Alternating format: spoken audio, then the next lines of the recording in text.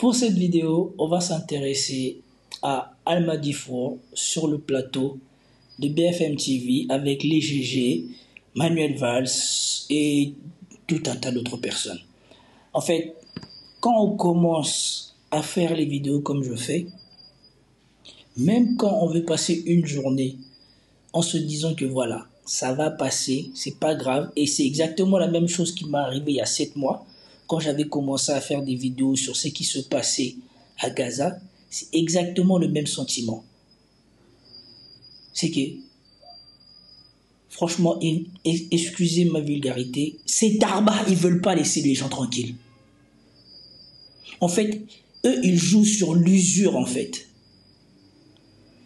Mais c'est incroyable de voir à quel point l'élite française est gangrénée et que tout ce qui leur intéresse, c'est de soumettre les gens à la cause d'Israël. On aurait dit que ce qui se joue en France, ce n'est pas la venue au pouvoir d'un mec totalement incompétent qui est Jordan Bardella, dont je ferai aussi une vidéo tout à l'heure, mais la mise au banc de la France insoumise.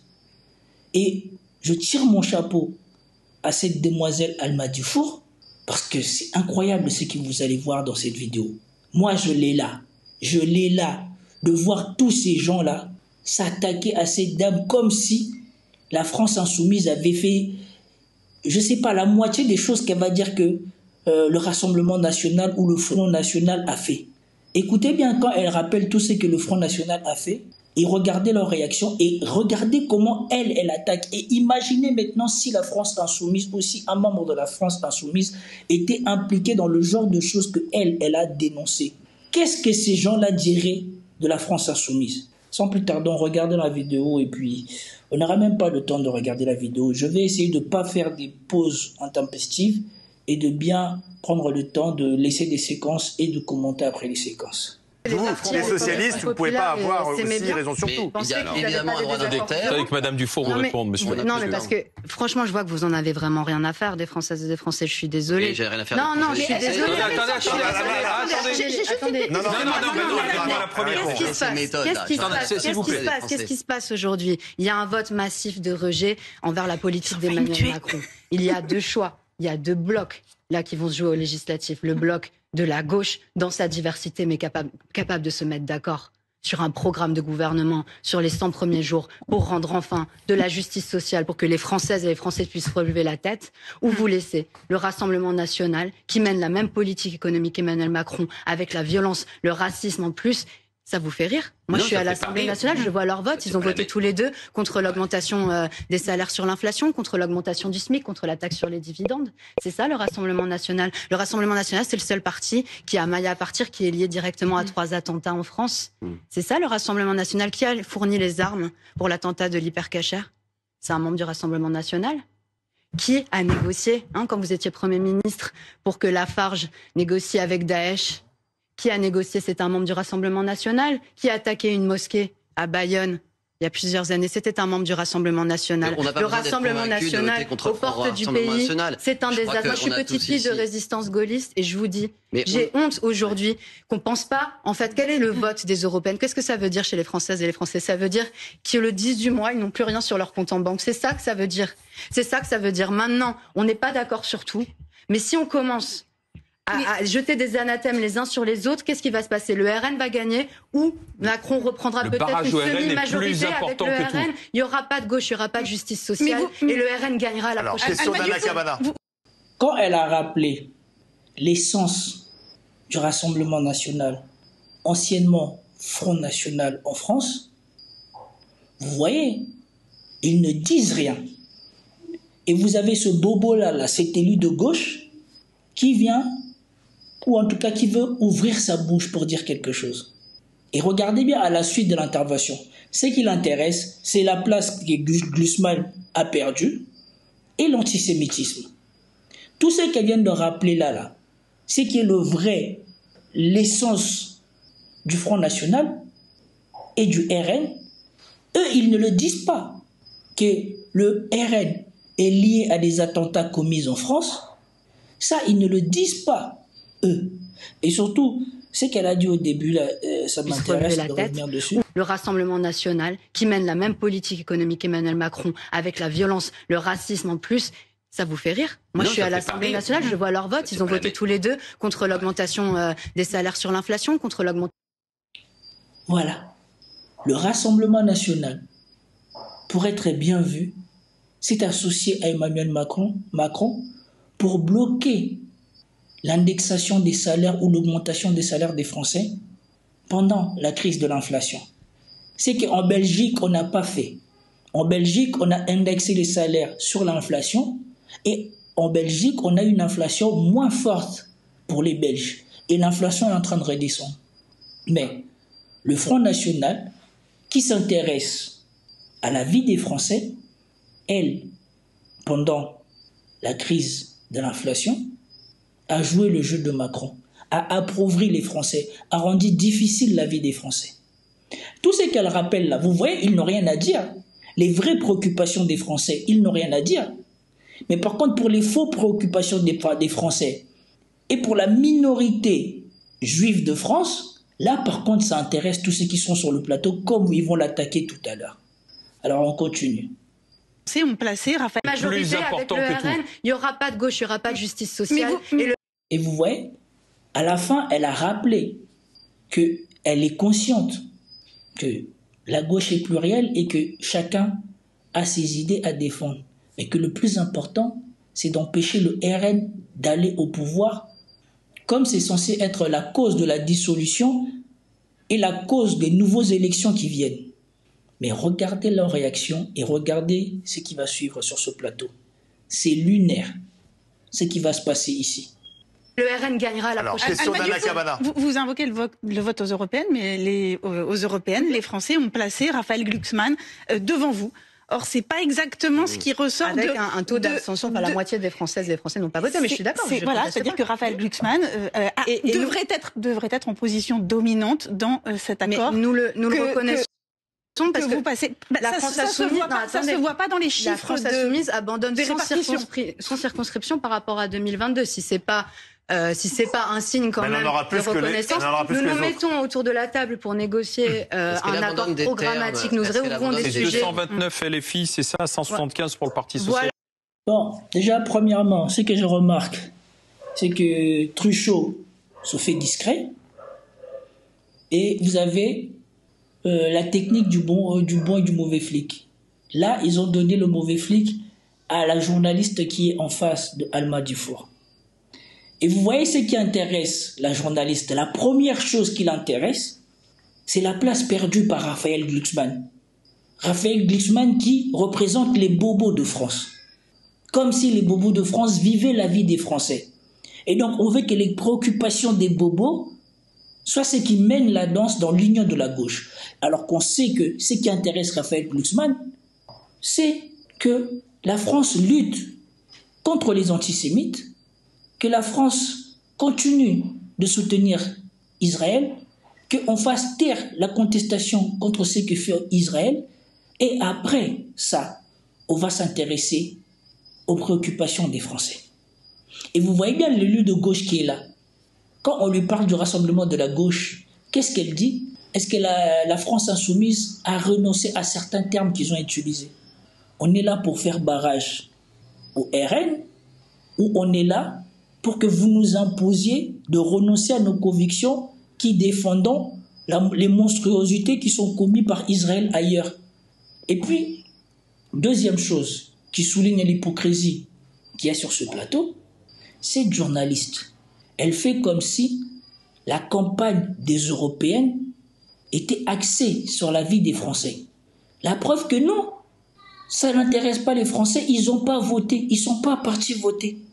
Ces gens-là, plutôt que de s'intéresser à pourquoi tous les autres ne sont pas partis voter, comment est-ce qu'on peut les faire revenir pour qu'ils votent, pour faire barrage au Rassemblement national, à une élection non pas européenne mais législative, ce qui les intéresse, c'est que la voix de quelqu'un qui a été élu aux élections européennes soit plus important que ce qui était mieux placé aux élections présidentielles il y a 2 ans et soit mieux placé que ceux qui sont majoritaire au sein de l'Assemblée nationale. Franchement, combien de personnes en ont quelque chose à faire de ce que pense Raphaël Glucksmann à part les bobos? Maintenant que le candidat du système, Raphaël Glucksmann, est passé à côté de l'accord et qu'on leur a montré qu'ils n'avaient pas d'influence sur la France, maintenant on essaie de le remettre dans le débat de force. Non seulement on occulte toutes les choses qu'on peut reprocher au RN, mais maintenant on veut faire revenir Raphaël Glucksmann de force dans l'accord. Voilà, donc il y a un gros rééquilibrage en termes de circonscription. Oui, nous renégocions sur des sujets de désaccord. Vous restez quand même dominant. Mais parce qu'à la présidentielle, nous avons fait 22%, c'est l'élection où les Françaises et les Français participent le plus. On ne peut pas d'un coup de plume. Mais comme les Européennes de 2019 avaient placé les Verts en tête, ils ont fait 4,5% à la présidentielle. Depuis la présidentielle, il s'est passé beaucoup. Et heureusement que malgré sa jeunesse, Alma Dufour a du bagou. Ouais, cette journaliste fait semblant de poser des questions extrêmement idiotes. Je ne pense que c'est juste pour essayer de piéger Alma Dufour pour voir si elle a du répondant. C'est pas parce que tu as pesé aux élections européennes que tu vas peser aux élections législatives ou aux élections présidentielles. La preuve, comme elle dit, il y a 5 ans, Europe Écologie est arrivée en tête à gauche aux élections européennes. Qu'est-ce qu'ils ont foutu après aux élections présidentielles? Et qu'est-ce qu'ils ont foutu maintenant aux élections législatives? Donc pourquoi on devrait s'intéresser à ce que Glucksmann va aller gagner ses 7 000 euros à s'asseoir à rien faire? On va l'oublier dans quelques mois. Qu'est-ce qu'on va s'intéresser à ce qu'il pense lui? Et pourquoi à lui? Soudainement, parce qu'en plus c'est que lui qui a même pas gagné, qui a fini 3e, qui devrait être le plus important aux élections nationales. Pourquoi il ne devrait pas faire campagne et voir s'il convainc les gens? Parce qu'il a fait campagne pour les élections européennes, ce n'était pas des élections législatives. Pourquoi il ne devrait pas faire campagne comme tout le monde et voir s'il convainc quelqu'un? C'est incroyable. Mais c'est pour ça qu'on renégocie. Et vous avez perdu de la force politique depuis la présidentielle. On a gagné 1 million de voix depuis les dernières européennes, madame. Oui, mais vous avez, on avez perdu de la force vis-à-vis de votre allié socialiste. On n'est pas des fous, donc on reconnaît bien que... C'est incroyable. Elle force à tout prix pour qu'on reconnaisse que Glucksmann est le plus influent à gauche. Il n'est pas le plus influent à gauche. S'il était, l'accord ne se serait pas fait sans lui. Donc pourquoi elle veut absolument l'imposer? C'est lunaire. Il y a une situation nouvelle et dans les négociations, nous sommes prêts à négocier. Nous, les gens qui négocient pour la France Insoumise, ça fait 4 jours qu'ils n'ont pas dormi. On négocie sur tout le programme. On ne laisse aucun sujet de côté. Nous sommes là pour trouver un accord qui permette vraiment...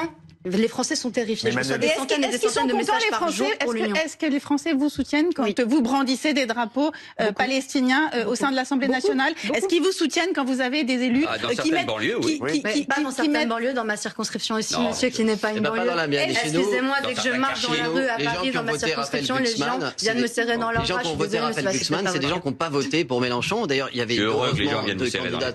Mais regardez-moi l'attaque. Ça commence, est-ce que les gens vous soutiennent quand vous brandissez des drapeaux palestiniens dans l'Assemblée nationale? Pourquoi on ne pose pas la même question pour quand Emmanuel Macron, les sionistes, les pro-israéliens ont éclairé la Tour Eiffel et l'Assemblée nationale aux couleurs d'Israël? Pourquoi elle n'a pas demandé si les Français soutenaient ça? Et pourquoi elle n'a pas posé la question pour quand Gaël Pivet et son ami Habib Meir rentraient dans l'Assemblée nationale avec leurs pins pour savoir si les Français étaient d'accord avec ça ou pas? Les socialistes, ces gens-là qui ne servent à rien, qui ont contribué grandement à la dégradation de la France. Vous voyez qu'est-ce qui intéresse cet élu? Est-ce que les gens vous soutiennent dans vos circonscriptions? Et quand elle dit oui, lui il dit non. Et il dit non, non pas parce que ce qu'elle dit, c'est pas vrai, mais parce que lui, dans sa circonscription, il y a certaines personnes qui sont contents de voter pour quelqu'un de gauche. Pourquoi, s'il y a quelques personnes qui sont contents pour voter pour un socialiste, ça veut forcément dire que à gauche, il y a des gens qui ne sont pas contents de voter pour LFI. C'est lunaire ce qui se passe sur ce plateau.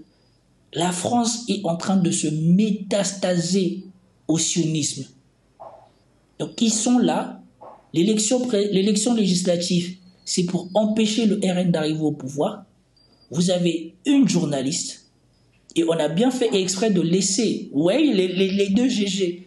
D'habitude, ils attaquent toujours les gens. Là, ils laissent le sale boulot à celle-là, et elle ne fait que attaquer Alma Dufour sur des choses insignifiantes, qui n'ont pas d'importance pour l'enjeu en question. Et vous avez de l'autre côté l'autre député PES qui est là. Les deux sont là, ils veulent la prendre en sandwich pour montrer l'importance de l'influence de Raphaël Glucksmann qui a été mis de côté dans l'échiquier politique français. Vous avez été nombreux à réagir à mes vidéos. Je vois personne qui s'intéresse à ce que Raphaël Glucksmann avait à dire.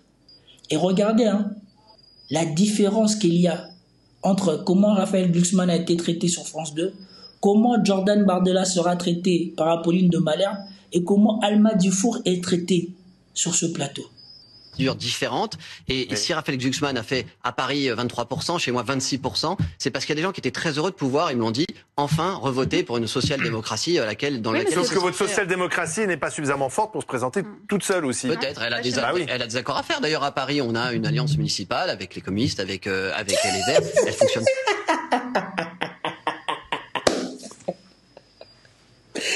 Déjà, lui, c'est qui? Déjà, premièrement, lui, c'est qui? Et deuxièmement, écoutez-le, Brondia. Raphaël Glucksmann, elle a fait 26% à Paris et dans ma circonscription. Oui. Et ailleurs, il a fait combien? Et si on l'a oublié, c'est qu'elle pèse pas grand-chose. Et si on l'a oublié, c'est que c'était pour des élections européennes, c'est pas pour devenir leur député. Vous pensez vraiment que ça intéresse les gens de voter pour les idées de Raphaël Glucksmann? Pour que quand lui et ses députés vont arriver à l'Assemblée nationale, ils les oublient comme ils ont toujours fait et qu'ils se mettent à se préoccuper de l'écologie et de je sais pas quelle connerie encore qui vont s'occuper à l'Assemblée nationale pendant qu'ils seront grassement payés et qui vont oublier ce qui concerne les vrais Français. Non, mais arrêtez vos blagues. Enfin, c'était tout pour cette vidéo. Si tu as aimé, like, partage, commente, abonne-toi. À la prochaine vidéo. Peace out.